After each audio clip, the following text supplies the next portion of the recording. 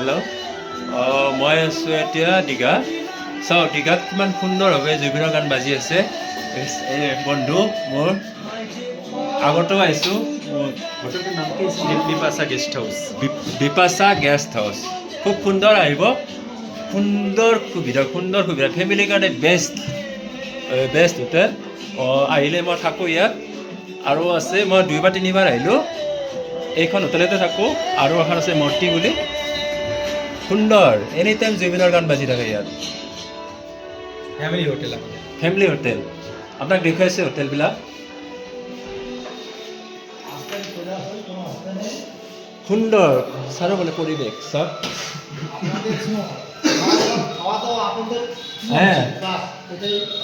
এইটো আৰু এটা সুবিধা আছে কি, ইয়াত খোৱা লোৱাৰ কাৰণে কোনো টেনশ্যন ল'ব নালাগে। লগতে খোৱা লোৱা চব একদম ফেচিলিটি এভেইলেবল। চাব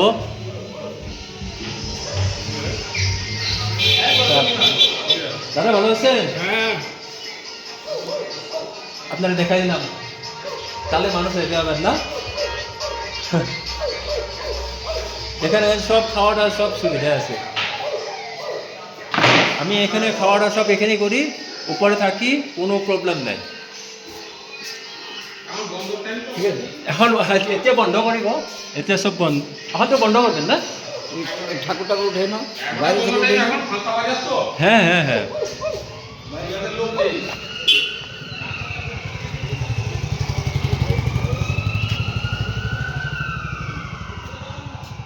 বহুত ভাল লোকেশনটো, আপোনাৰ আহিব পাৰে। হ্যাঁ হ্যাঁ হ্যাঁ, দেখেছেন দাদা, আপনি আছেন?